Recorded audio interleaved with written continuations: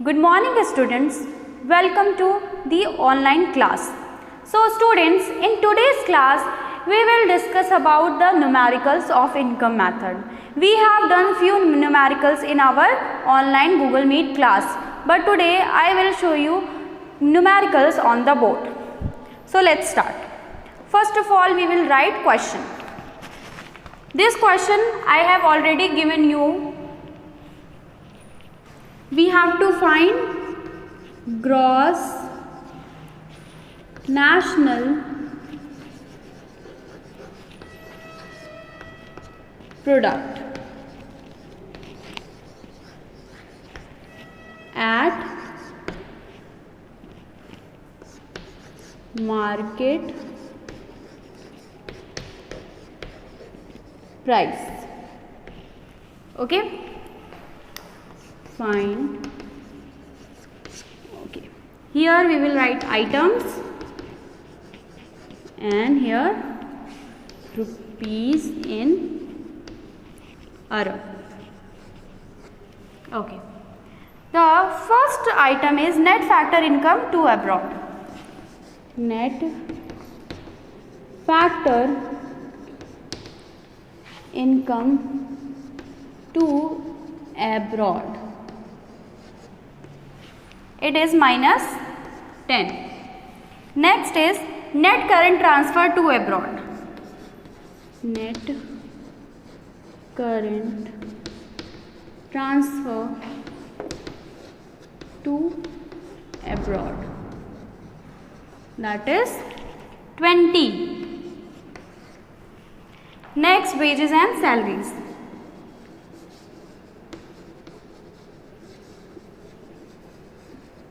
It is 400. Next, corporation tax.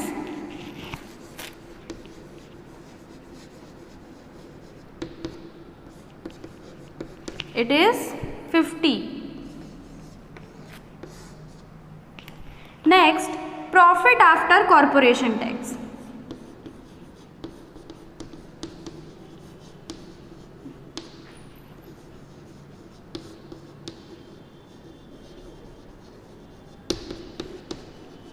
It is 150.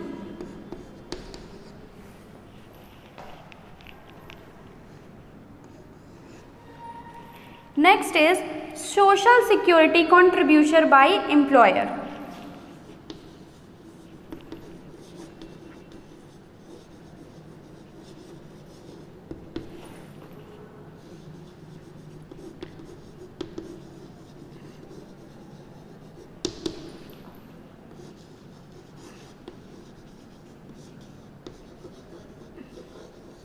It is 50.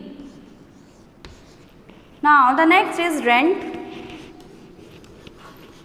It is 100. Then interest.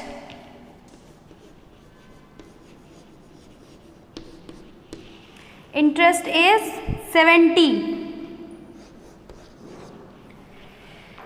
Mixed income.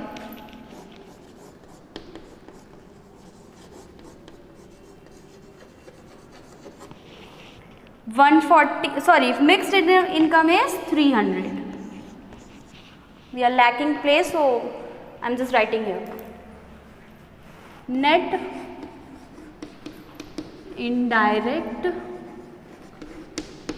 tax is equals to 140.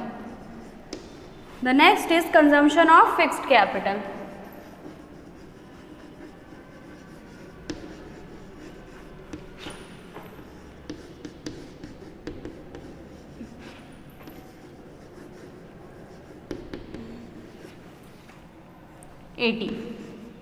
Okay. So students, these are the items and their money, their income or their values in rupees in Arab. Now we will do the question. So students, in income method we get what? NDP at FC. NDP at FC, and the formula is compensation of employee. The next is operating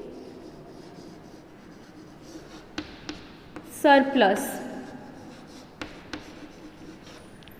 Next is mixed income.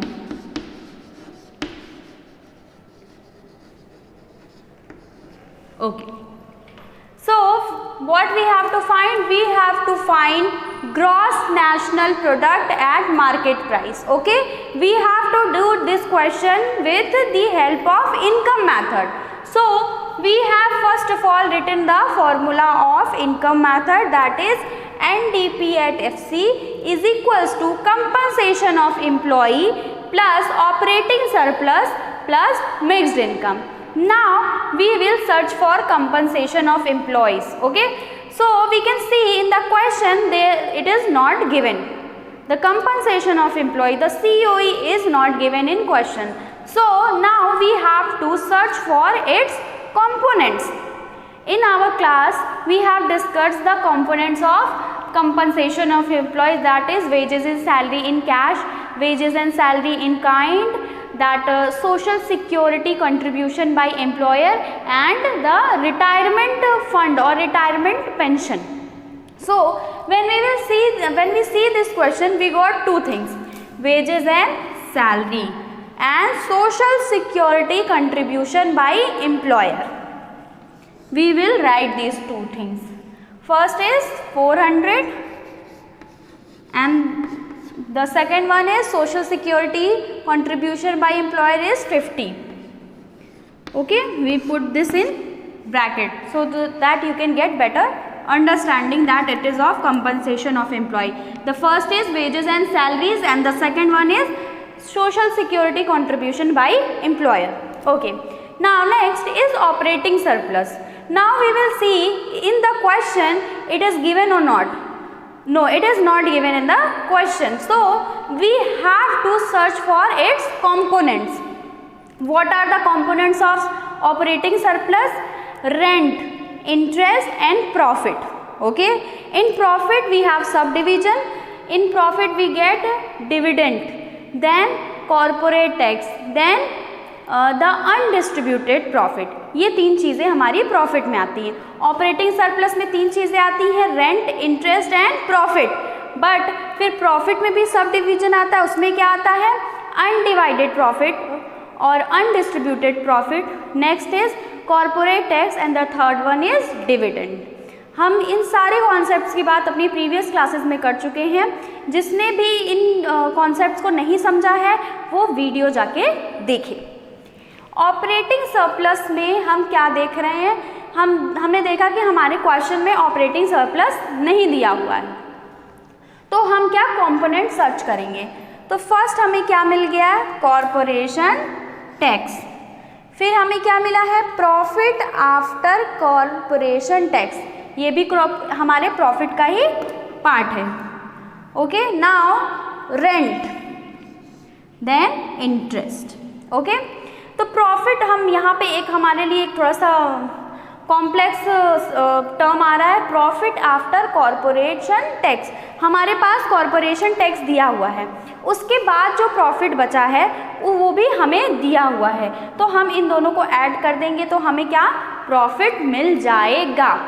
जब भी हम profit निकालते तो profit में तीन चीज़ें हो गई. हमारा डिविडेंड हो गया, फिर क्या हो गया? हमारा कॉर्पोरेट टैक्स हो गया, then we get what? The undistributed profit.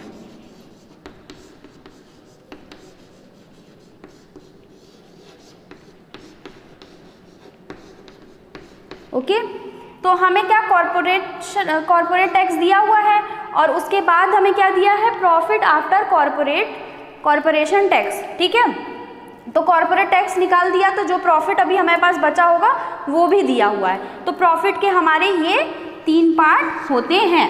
Okay,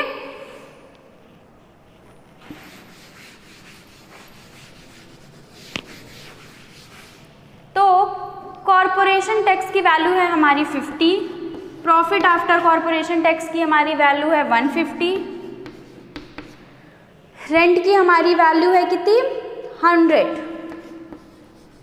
plus interest की वैल्यू है हमारी 70, इसको भी हम ब्रैकेट में करेंगे, plus mixed income. Now we will search for mixed income. Mixed income it was given, okay, it is not given, oh sorry, the mixed income is 300. Okay, now we will add all these. This will be 450 plus 400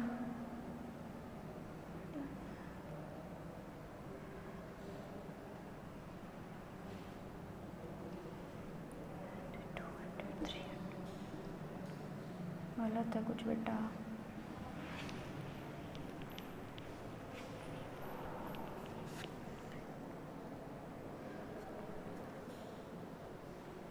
मैंने एक और चीज़ कहाँ से लेती है. Okay,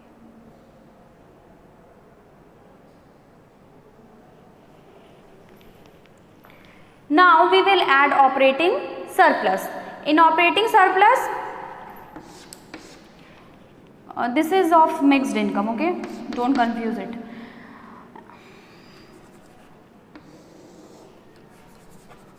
Okay, we have to add 50, 150, 200, 300, 370,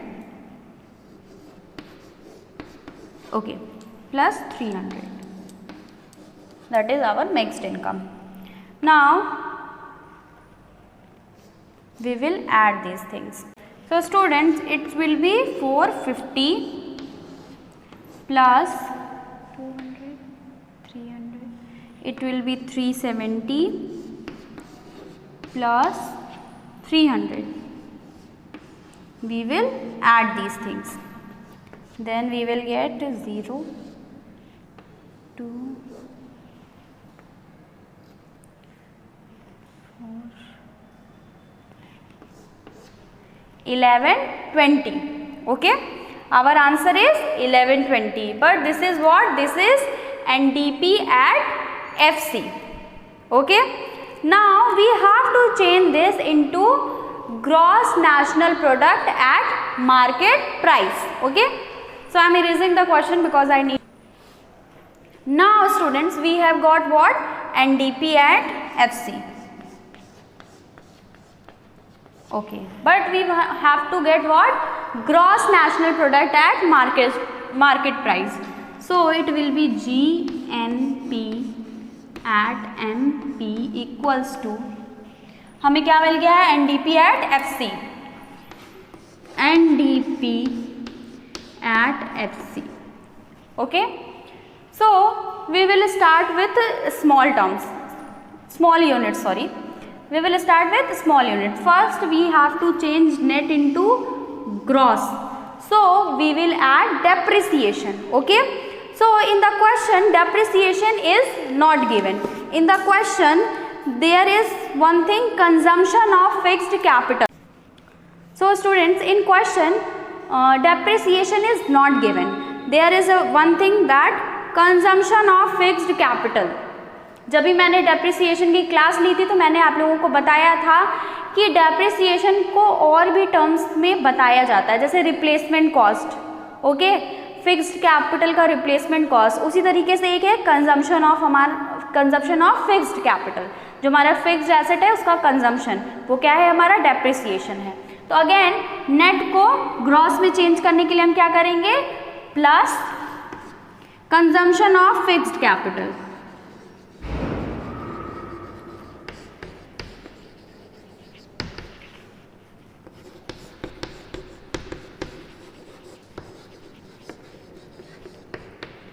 Okay, now we will go to second thing, that is domestic से हमें किस पे आना है? नेट पे आना है. Okay, we have to go from domestic to net.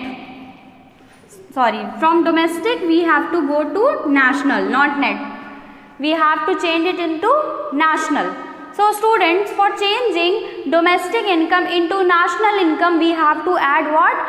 Net factor income from abroad, NFIA। Okay, अब हम क्वेश्चन में चेक करेंगे तो हमें NFIA नहीं प्रोवाइडेड है, हमें NFIA क्वेश्चन में नहीं दिया हुआ है। तो हम चेक करेंगे जो हमारा फर्स्ट टर्म है that is net factor income to abroad. Net factor income to abroad जो है वो क्या है, वो हमारी पेमेंट है जो हमने क्या किया है, जो हमने एब्रॉड को पे की है, जो हमारे यहाँ फॉरेनर्स काम कर रहे हैं उनको पेमेंट की है, वो क्या है, पेमेंट है हमारी। We have learn the concept of NFIA, we have seen that NFIA equals to net factor income from abroad. Okay, factor income received, factor income received from abroad minus factor income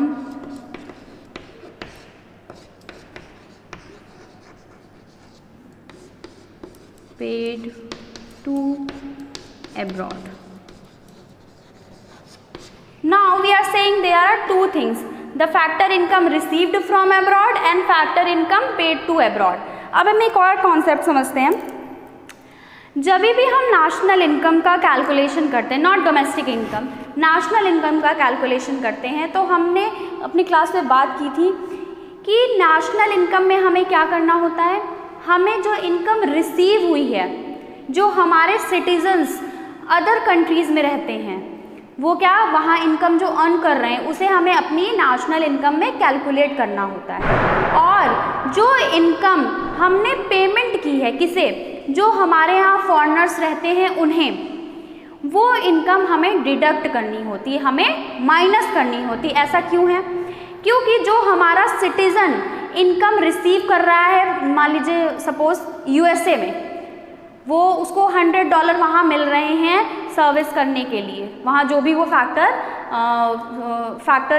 service provide कर रहा हो, तो उसे जो वो 100 rupees मिल रहे हैं या $100 मिल रहे हैं, ही विल इन्वेस्ट और he will expend that income into our country, into India. तो हम उस इनकम को क्या अपनी इनकम मानते हैं। क्यों, क्योंकि हमारा सिटीज़न जो है वो वहाँ पे इनकम अर्न कर रहा है, वो कुछ पार्ट अपने इनकम का वहाँ पे भी एक्सपेंडिचर करेगा, बट यहाँ पे भी वो एक्सपेंडिचर करेगा। वो हमारा सिटीज़न है, वो नॉन रेसिडेंट तो है, मतलब नॉन रेसिडेंट मतलब वो हमारे यहाँ रहता तो नहीं है, बट वो हमारे यहाँ का सिटीज़न है, वो हमारी कंट्री का सिटीज़न है। तो वो क्या करेगा, वहाँ जो इनकम वो अर्न करेगा वो हमारी फैक्टर इनकम रिसीव्ड हुई, हमने रिसीव की, वो हमारी नेशनल इनकम में इंक्लूड होगा।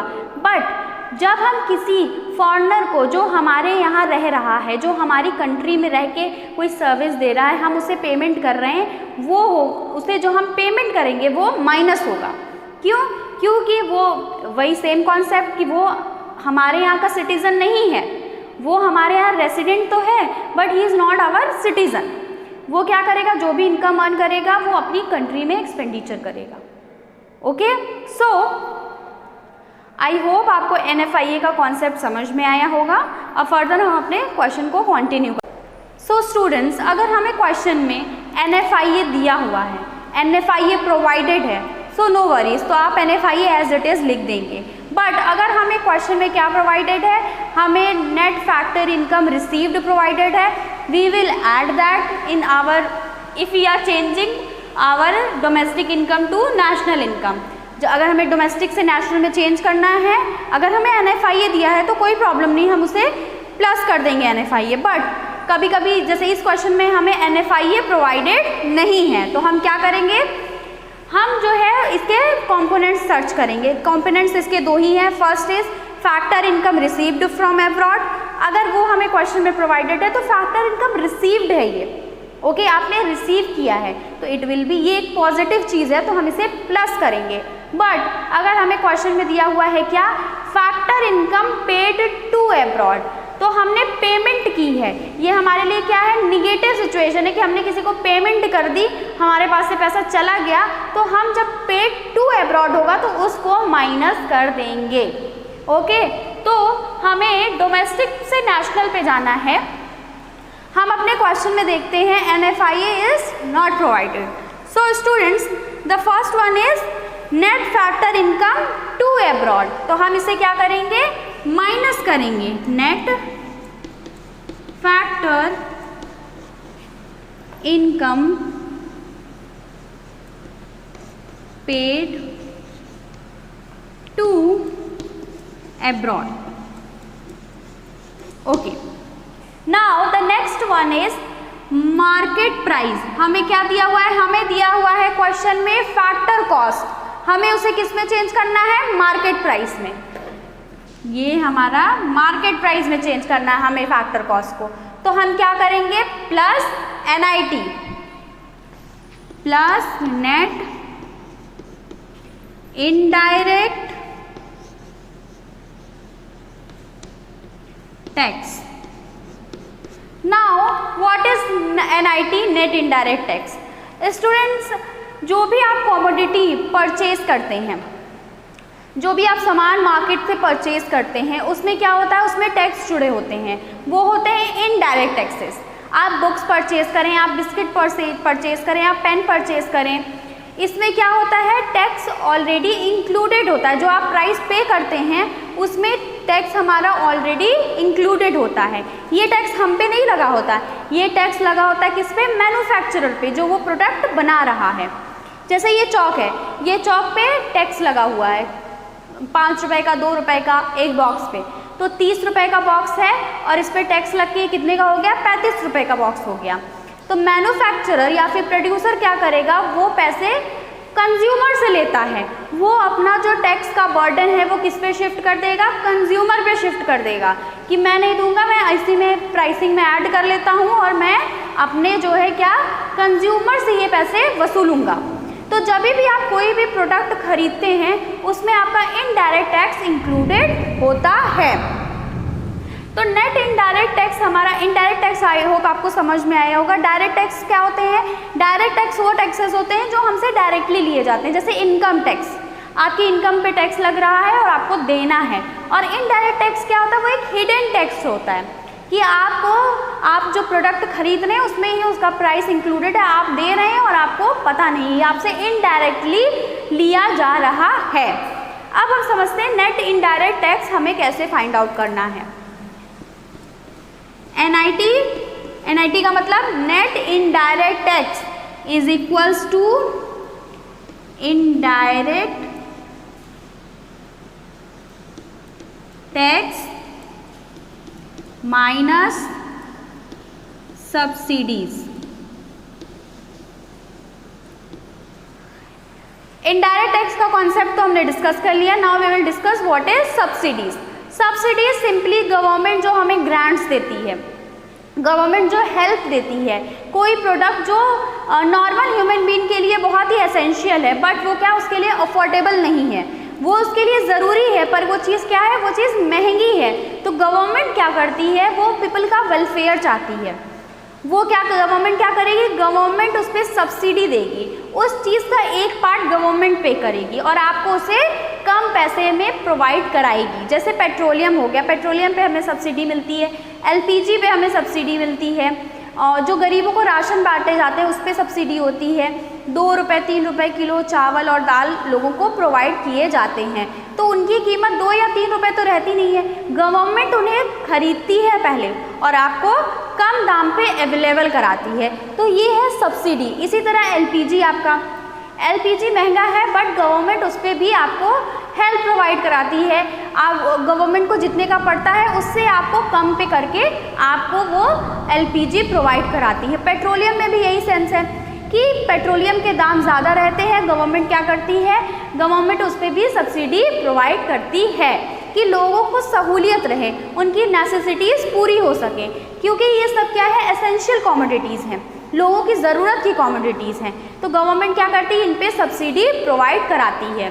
अगेन इनडायरेक्ट टैक्सेस जो भी है हमारे, ये क्या है, पेमेंट्स होते हैं, और सब्सिडीज़ जो है क्या है, जो हम रिसीव करते हैं, पेमेंट्स रिसीव करते हैं। तो ये हम पेमेंट कर रहे हैं और ये हमारा रिसीव जो हमने किया।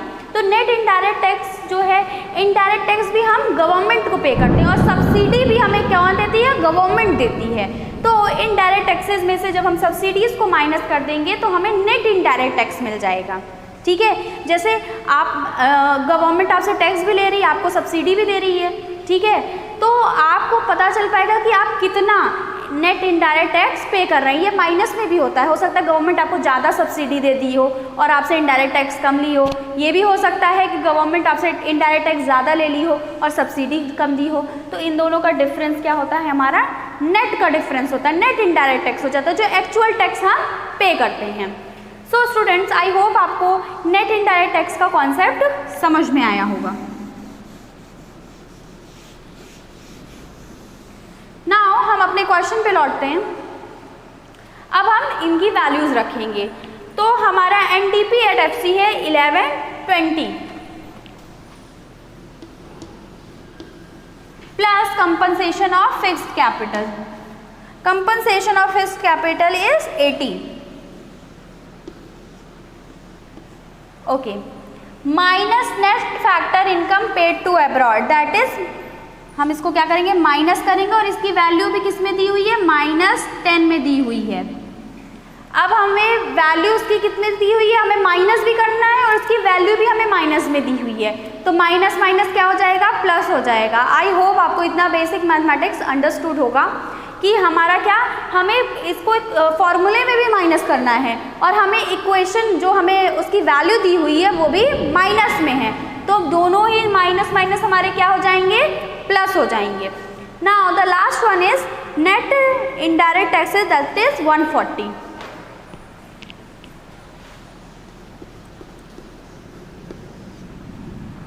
Okay, now we will add. अब ये हमारा माइनस माइनस क्या हो जाएगा? प्लस हो जाएगा।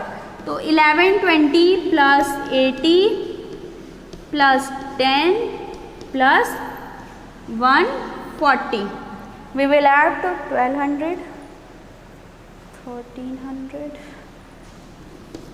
1350 अरब। ये इसकी यूनिट लिखना बहुत ही कंपलसरी, अदरवाइज आपके आंसर में से एक पॉइंट आपके मार्क्स कट जाएंगे। क्यों? क्योंकि अगर आप सिर्फ 1350 लिख देंगे तो आपका आंसर 1350 ही आया, लेकिन आपको क्या इसे एक स्टैंडर्ड यूनिट में दिखाना है जो कि अरब में हमारा रुपीज़ इन अरब दिया हुआ है। तो हमें शो करना है कि ये उतना ही पैसा है, 1350 अरब ही है ये, ठीक है। सिर्फ अगर आप यहाँ पे यूनिट्स को नहीं मेंशन करेंगे तो आपके आंसर में से आपका जो 6 मार्क्स का क्वेश्चन बनेगा उसमें से आपके मार्क्स डिडक्ट हो सकते हैं। तो ये बहुत ही छोटी चीज़ है जो आपको कंसिडरेशन में रखनी है, अदरवाइज आपके मार्क्स कट जाएंगे। और ये बहुत ही सिंपल चीज़ है, आई थिंक सो कि इस चीज़ में आपको मार्क्स नहीं गंवाने चाहिए। तो आपका जो भी क्वेश्चन में डॉलर्स लिखे हुए हैं, रुपी लिखी हुई है, अरब लिखा हुआ है, जो भी यूनिट लिखी हुई है आपको उसे यहाँ पे मेंशन करना है लास्ट में अपने आंसर में। ओके, आई होप स्टूडेंट्स आपको ये क्वेश्चन समझ में आया होगा। पहले हमने क्या किया, हमने NDP at FC find out किया। हमें ये कॉम्पोनेंट्स नहीं दिए थे क्वेश्चन में, तो हमने क्या इनके सब कॉम्पोनेंट्स को क्वेश्चन में सर्च किया, वो दिए हुए थे, हमने उनकी वैल्यूज़ को पुट ऑन किया, उन्हें प्लस किया, तो हमें क्या मिल गया? एनडीपी एट एफसी हमने फाइंड आउट कर लिया। नाउ एनडीपी एट एफसी को हमें किस में चेंज करना है, क्योंकि हमारे क्वेश्चन में क्या पूछा है? Find out gross national product at market price. Okay, हमारे क्वेश्चन में ये पूछा गया है। तो अब हमारे पास एनडीपी एट एफसी तो अवेलेबल है क्योंकि हमने इसे यहाँ पे फाइंड आउट किया है। तो हम अब क्या करेंगे, स्मॉल यूनिट से शुरू करते हैं, वो उससे समझने में भी आपको इजी रहेगा। पहले हमने नेट को ग्रॉस में चेंज किया, उसके लिए क्या करते हैं? Plus depreciation. फिर हमने डोमेस्टिक को क्या किया? नेशनल में चेंज किया। उसका हमने NFIA का मैंने कॉन्सेप्ट बताया आपको, उसमें हम क्या करेंगे? Minus net factor income paid to abroad को हम माइनस कर देंगे। क्यों? क्योंकि हमने ये पेमेंट की है, ये हमारे लिए एक निगेटिव में जाएगा कि हमें पेमेंट की है। Okay, now we will change what? Factor cost into market price. For that we will add net indirect taxes. ठीक है, फिर हमने इक्वेशन बनाई, अपने वैल्यूज़ रखे। फिर हमने देखा क्या कि net factor income paid to abroad का जो हमें वैल्यू दिया हुआ है दैट इज इन माइनस। तो हमें क्या पता है कि माइनस एंड माइनस प्लस होता है, तो हमें जो ये net factor income paid to abroad दिया हुआ है इसको हम प्लस करेंगे and finally we got our answer. I hope students आपको ये क्वेश्चन समझ में आया होगा। इसके बेस पे मैं और क्वेश्चंस आपको प्रोवाइड कराऊंगी जो आपको मुझे करके दिखाने होंगे। Thank you class.